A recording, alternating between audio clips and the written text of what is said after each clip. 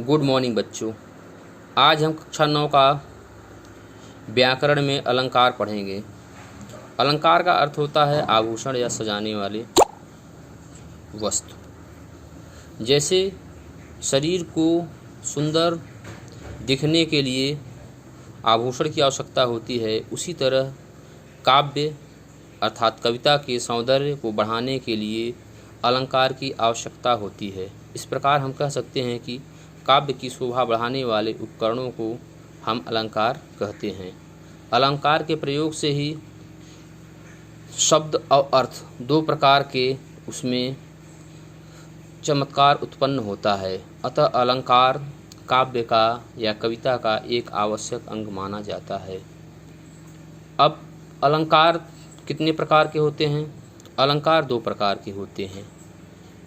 पहला है शब्दालंकार और अर्थालंकार। अब शब्दालंकार और अर्थालंकार में आप अंतर थोड़ा सा देख लीजिए। जब किसी कविता या काव्य में शब्द के द्वारा चमत्कार या आकर्षण उत्पन्न किया जाता है तो वहाँ शब्दालंकार होता है। इसी तरह जब किसी कविता या काव्य में अर्थ के द्वारा चमत्कार या आकर्षण उत्पन्न किया जाता है तो वहाँ अर्थालंकार होता है। 9th के सिलेबस में पाठ्यक्रम में शब्दालंकार हैं। प्रमुख रूप से शब्दालंकार 3 प्रकार के होते हैं जो आपकी इस बुक में दिया गया है। पहला है अनुप्रास अलंकार। अनुप्रास अलंकार की पहचान आप कैसे करेंगे, इसको आप देखिए ज़रा ध्यान से। जहाँ व्यंजन वर्णों की आवृत्ति होती है वहाँ अनुप्रास अलंकार होता है। ध्यान से सुनिए। जहाँ व्यंजन, स्वर और व्यंजन, व्यंजन आप समझ रहे हैं, वर्णों, वर्ण यानी अक्षर, आवृत्ति मतलब दोहराव। जब कोई अक्षर या वर्ण एक से अधिक बार किसी काव्य या कविता में आता है तो वहाँ अनुप्रास अलंकार होता है। उदाहरण के लिए दिया हुआ है तरनि तनुजा तट तमाल तरुवर बहुछाए। इस पंक्ति में त वर्ण या अक्षर की आवृत्ति यानी दोहराव बार बार हुआ है। इस पंक्ति में कई बार त वर्ण आया है, इसलिए यहाँ पर अनुप्रास अलंकार है। अगला आप देखिए यमक अलंकार। जहाँ पर एक ही शब्द एक से अधिक बार भिन्न अर्थों में आवृत्ति हो वहाँ पर यमक अलंकार होता है।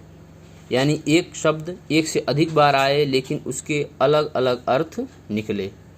जैसे उदाहरण के लिए यहाँ पर दिया हुआ की रव की निपुर ध्वनि सुन, जगती जगती की भूख प्यास। यहाँ जगती जगती शब्द जो है 2 बार आया है। एक जगती का अर्थ है जागना और दूसरी जगती का अर्थ है पृथ्वी। अतः यहाँ पे यमक अलंकार है। इसका एक महत्वपूर्ण और आप उदाहरण सुन लीजिए।